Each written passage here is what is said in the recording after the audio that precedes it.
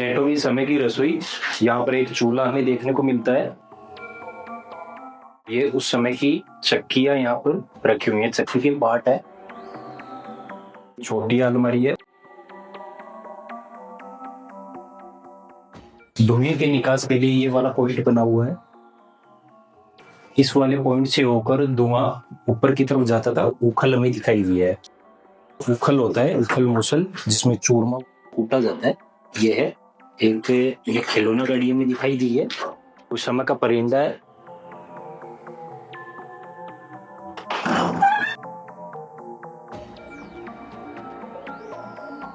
रसोई उस समय की।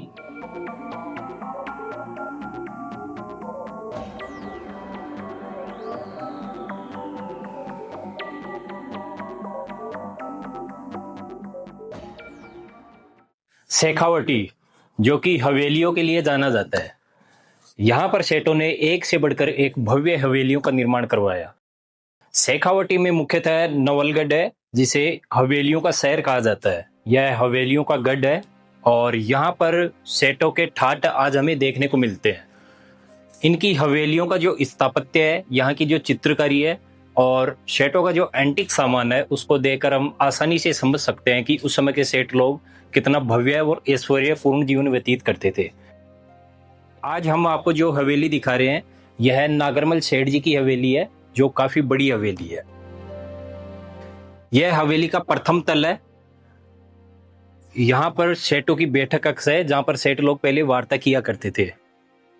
व्यापार से संबंधित चर्चाएं होती थी और भी अन्य चर्चाएं होती थी। चारों तरफ कक्ष बने हुए हैं। सामने बड़ा दरवाजा दिखाई दे रहा है, वो हवेली में प्रवेश का मुख्य द्वार है। प्रथम तल में ऊपर की तरफ दीवारों पर हमें काफी सुंदर पेंटिंग्स देखने को मिलती है। यह फ्रेस्को पेंटिंग है, जिसमें सामने की तरफ ये भारत माता की तस्वीर है और उधर भगवान श्री राम की चित्रकारी की गई है।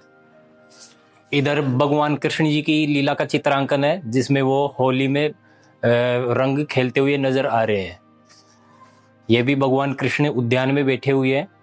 आगे की तरफ देखने को मिलता है बलराम और कृष्ण माखन चुरा रहे हैं, उसका दृश्य है। इसके आगे आ गया भगवान शिव जी की, माता पार्वती, गणेश जी का चित्रांकन हमें देखने को मिलता है। आगे की तरफ देखते हैं, जिसमें भगवान राम और लक्ष्मण जी हैं। नीचे जटायु जी मरणावस्था में, उसका दृश्य है। इसके आगे वाली चित्रकारी है, जिसमें रथ में भगवान श्री कृष्ण और अर्जुन जी विराजमान है। चित्रकारियां आज कुछ धूमिल पड़ चुकी हैं। यह माता सरस्वती का चित्रांकन में देखने को मिलता है। गणेश जी की चित्रकारी है। आगे माता लक्ष्मी की चित्रकारी है। भगवान श्री कृष्ण कालिया नाग पर नृत्य कर रहे हैं, उसका दृश्य है।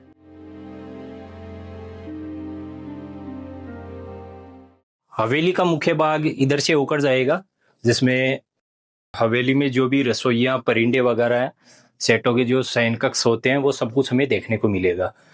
ये दरवाजा बना हुआ है, लकड़ी का है। ऊपर इस पर परत चढ़ाई गई है धातु की।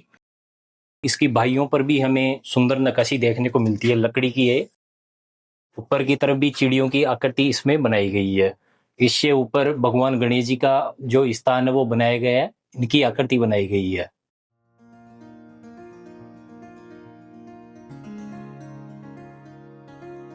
आइए,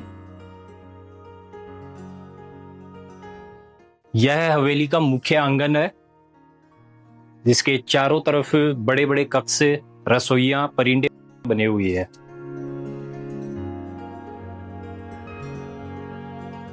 मुख्य आंगन में अन्य हवेलियों की तरह ही नालियों की उत्तम व्यवस्था देखने को मिलती है, जिससे वर्षा जल अथवा अन्य पानी का निकास अच्छे से होता था। यहाँ पे एक चौकी रखी हुई है, जहां पर पहले बैठ के नहाते थे, कपड़े धोते थे। ये रसोई है उस समय की, अभी ताला लगा हुआ है। ये उस समय का कमरा हो गया, जिसमें सेठ लोग शयन करते थे। ये परिंदा है, हालांकि इनके सबके ताला लगा हुआ है, इनमें उस समय का सामान रखा हुआ है। ये एक रास्ता है जो कि ऊपर जाने के लिए ये बना हुआ है।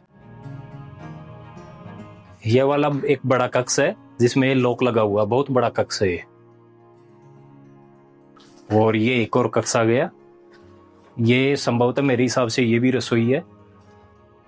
दोस्तों ये रसोई नहीं है, ये कमरे ही है। पहले कमरे जो शयन के लिए काम में लेते थे अथवा सामान रखने के लिए। यहाँ पर जो मेन मुख्य रसोई थी वो इससे पीछे की तरफ एक ग्राउंड बना हुआ है, अलग से चौक बना हुआ है, वहां पर है। चारों तरफ बहुत सारे कमरे बने हुए हैं, सबके सब अभी लॉक पड़े हैं। कोने में एक कक्ष दिखाई दे रहा है, ये रसोई है उस समय की, क्योंकि ऊपर हमें थोड़ा एक काला और ये धुआं दिखाई दे रहा है जो कि चित्रकारी के लगा हुआ है। अभी इधर वाली चित्रकारी धूमिल पड़ चुकी है।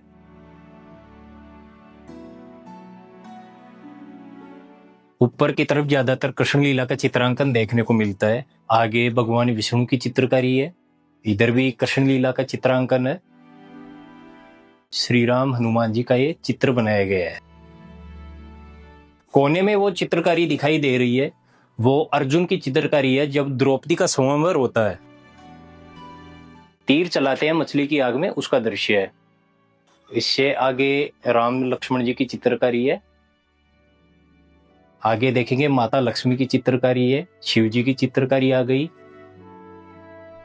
ये राधा कृष्ण जी की चित्रकारी है, लिखा हुआ भी है राधा कृष्ण। इस तरह की अनेकों यहाँ पर भव्य चित्रकारियां बनी हुई है।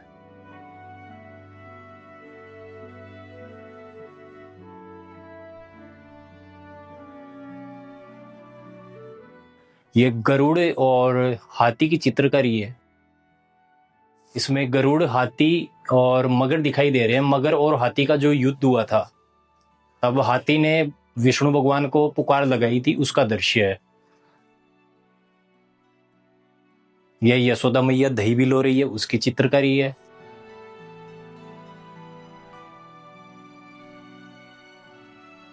एक नाविक नाव चला रहा है।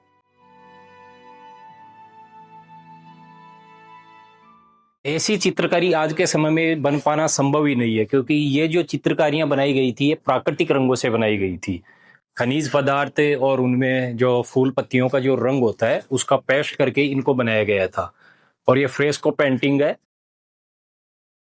आला गीला भी कहते हैं जिसको। जब ये चूने का लेप किया गया था यहाँ पर दीवारों पर, उसी समय इन चित्रों को बनाया गया था, इनमें रंग भरा गया था, जिससे वो रंग अच्छे से उसने जड़ पकड़ी थी। उसी की वजह से कई शताब्दियां गुजरने के बाद भी ये रंग आज भी ज्यों के त्यों बने हुए हैं।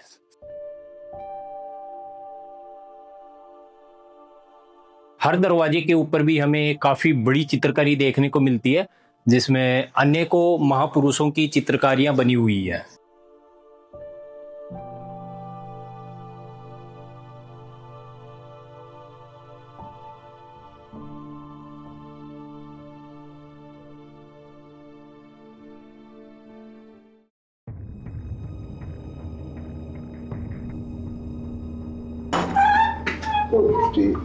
कहीं हो बाबा?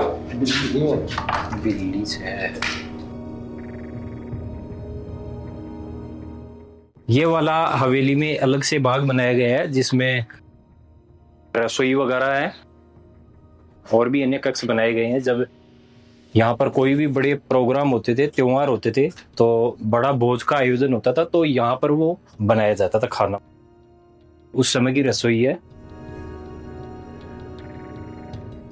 सेठों की समय की रसोई। यहाँ पर एक चूल्हा हमें देखने को मिलता है और ये उस समय की चक्कियां यहाँ पर रखी हुई है, चक्की की बाट है। एक छोटी अलमारी है, इसमें हमें कुछ सामान दिखाई दे रहे हैं। ये कुछ डिब्बे सेठों के समय के।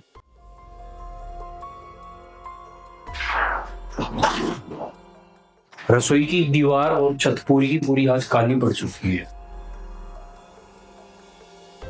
ऊपर एक पट्टी दिखाई दे रही है जिस पर सामान वगैरह रखा जाता था। धुएं के निकास के लिए ये वाला पॉइंट बना हुआ है। इस वाले पॉइंट से होकर धुआं ऊपर की तरफ जाता था और बाहर निकास हो जाता था।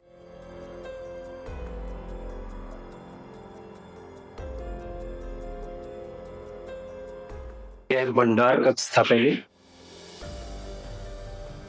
रसोई की आकृति में ही बनाया गया है, लेकिन इसे भंडार कक्ष के रूप में इसको उपयोग किया जाता था।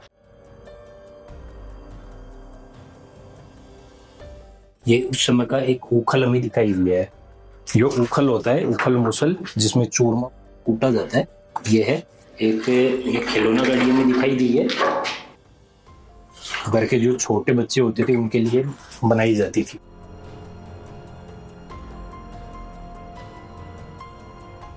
बहुत सारी खाट यहाँ पर पाए पड़े हैं। परिंदा है, काफी बड़ा परिंदा बनाया गया है। ये भी एक भंडार कक्ष ही था पहले। बहुत सारे किवाड़ पड़े हैं, दरवाजों के, खिड़कियों के काफी सारे पल्ले हैं, और आले में भी ये कुछ सामान हमें दिखाई दिया है। इधर भी ये कुछ कक्ष बने हुए हैं, इन्हें भंडार कक्ष के रूप में उपयोग किया जाता था। इनमें भी कुछ सामान अभी भी रखा हुआ है। ये एक और परिंदा है, उस समय का परिंदा है। एक बार दिखाने का प्रयास करेंगे। इसमें उस समय का बहुत सारा सामान पड़ा है।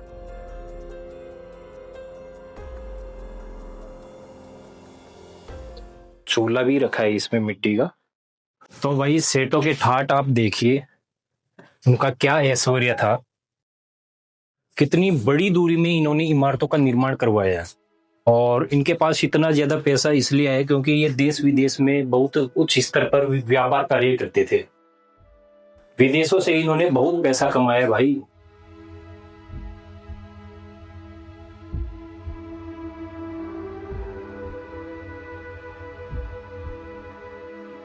यहाँ के सेठ व्यापार कार्य तो करते ही थे, इसके साथ जब भी कभी विपदा आती थी, अकाल पड़ता था या फिर और भी कुछ समस्या आती थी, तो ये मतलब लोगों की बहुत उच्च स्तर पर उनकी सहायता करते थे। इसके अलावा ये दान कार्य भी बहुत उच्च स्तर का करते थे। बहुत बड़ी बड़ी धर्मशालाएं बनवाते थे, मंदिरों का निर्माण करवाते थे, और भी अन्य ये जन कार्य किया करते थे।